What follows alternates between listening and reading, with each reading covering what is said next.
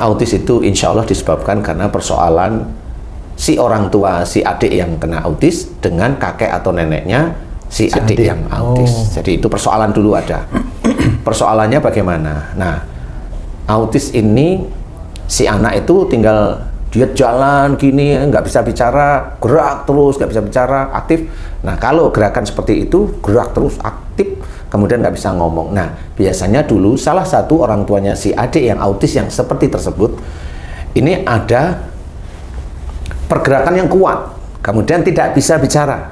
Ya, nah itu ada dua hal ini saya jelaskan. Dulu si orang tuanya si adik ini ada persoalan dengan kakek atau neneknya si adik. Atau mertuanya? Iya kan kakek nenek namanya tetepan. Kan mertua ini kan kakek nenek tetepan ya kan. Jadi kakek nenek yang mana? Nanti kan bisa dilihat kakek neneknya si adik. Nah, kenapa kok bisa si adik ini kok gerakan aktif, selalu aktif, kadang nyakar, kadang mukul, kadang tapi dia nggak bisa ngomong. Nah, ini diawali dari dulu ada persoalan dengan kakek atau neneknya si adik. Orang tuanya ini ada kejengkelan dengan kakek neneknya, marah yang disimpan, kemudian ada saya harus bisa, saya harus mampu, seperti itu.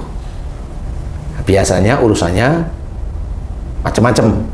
Bisa si orang tuanya si adik ini pinjam uang atau minta uang, dan kakek neneknya pas nggak ada uang. Padahal si orang tuanya si adik itu sering tahu kalau saudaranya orang tuanya adik itu kalau pinjem atau minta dikasih sama orang tuanya. Nah, dia jengkel. Pas waktunya itu memang dia jengkel, dia marah. Nah, marah itu terus langsung aku harus bisa cari uang sendiri. Nah, tapi marah dan jengkel dan marah kepada orang tuanya. Nah, pada saat dia aku harus cari uang sendiri, aku harus giat aku. Nah, dia aku harus cari uang sendiri, aku harus giat. Inilah si adik itu yang lari-lari kemana-mana itu. Paham ya? Dia analogikan seperti itu. Iya, memang seperti itu, memang betul. Kemudian yang adik itu belum bisa bicara, si orang tuanya di titik itu memang setelah itu nggak mau ngomong sama kakek neneknya si adik. Dia mencoba untuk tidak mau bicara, udah. Tidak mau ngomong, entah setahun, entah 2 tahun dia mencoba untuk tidak mau bicara. Seperti itu. Nah, di titik itulah karena dia sudah punya niat tidak mau bicara dengan orang tuanya, pada saat istrinya hamil atau si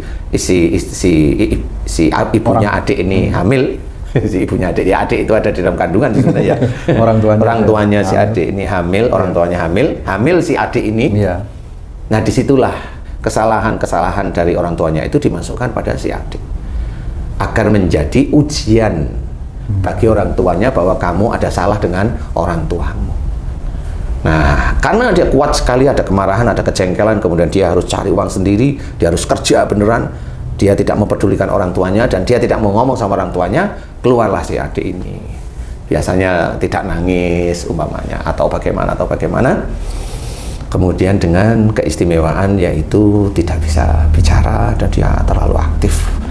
Dan ini yang sering saya alami dengan pasien itu. Setelah orang tuanya paham, mengerti, kemudian diajak untuk minta maaf kepada kakek atau neneknya si adik, kemudian mulai ada rasa sayang, rasa suka kepada orang tuanya lagi. Nah, si adiknya langsung berubah. Yang dulunya dia itu saya harus gini, mulai dia mohon ampun, tidak boleh seperti itu sombong namanya, kan seperti itu. Oh, paham, nggak boleh seperti itu. Cari rezeki boleh, ikhtiar boleh, tapi jangan dengan plus dendam dengan orang tua sehingga itu menjadi sombong. Nah, itu tidak boleh, dan beliau paham, ngerti, mohon ampun. Si adiknya enggak. Ketemu berikutnya sudah anteng, sudah seperti itu. Dan itu cara Allah, dan ini masuk dalam syariat Islam. Makanya tidak boleh orang itu sombong, mau ngunggulin orang tuanya bahwa saya harus bisa tanpa dibantu orang tua, saya harus bisa. Enggak boleh seperti itu. Seperti tidak ada Tuhan, enggak boleh. Seorang muslim tidak boleh seperti itu. Makanya anaknya seperti itu. Nah, kalau anak itu muter-muter terus, nah ada lagi anaknya sibuk main sendiri, nggak ada sama teman-teman, sibuk main sendiri aja, teman nggak pakai omongan tapi main sendiri, itu sama juga seperti itu, Ustaz? Ya, tergantung itu kasusnya autis apa bukan. Kalau sibuk main sendiri, bisa aja orang tuanya akhirnya dia memang mengerjakan sesuatu, tapi juga tidak terlalu suka dengan lingkungan. Dia menyendiri, ngerjain sesuatu sendiri, pulang-pulang, ngerjain sesuatu sendiri, pulang-pulang. Seperti itu, dan itu diperlihatkan oleh Allah Ta'ala. Itu loh kamu sebenarnya, nah itu anakmu, itu cerminan kamu. Cuma kebanyakan orang tua itu nggak ngerti. tidak paham. Nah, inilah dari sisi Islam, saya mencoba memberikan pengertian kepada saudara-saudara Muslim yang anaknya autis. Insya Allah seperti itu. Tinggal nanti macam-macamnya banyak kok persoalan. Itu dari pinjam uang ada. Ada yang dulu mau nikah nggak disetujuin. Disetujuin karena anaknya ngerengek. Ya, itu baru kan ada jengkel. Saya harus ini bisa seperti itu. Jadi nikah dulunya disetujuin. Baik. Tapi setelah beberapa bulan belum punya anak, ini belum punya anak. Si orang tuanya si cewek tanya, itu suamimu kerjanya apa kok kayaknya begini-begini aja. Nah, akhirnya kan anaknya si cewek ini kan kesel, ngomonglah sama suaminya. Suaminya berontak dia. Aku harus bisa. Ya begitu itu ya, jadi autis itu ya begitu itu. Persoalan yang sehari-hari yang menjadikan si anak ini marah sama orang tuanya. Sehingga itu tidak sadar bahwa kalau dia marah sama orang tuanya ya dosa. Wong kita anak itu disuruh hormat pada orang tua kok. Wong umpamanya kita itu disuruh oleh orang tua kita itu menyembah selain Allah Ta'ala, Allah menyuruh tolaklah dengan kata-kata yang baik loh. Bukan marah loh itu. Nggak ada yang namanya kita diajarkan marah di dalam Islam, nggak ada. Nah, inilah akhirnya menjadi salah di hadapan Allah Ta'ala. Nah, kebanyakan orang Muslim kalau salah, kebanyakan nih nggak paham dan dia tidak akan tobat kepada Allah Ta'ala.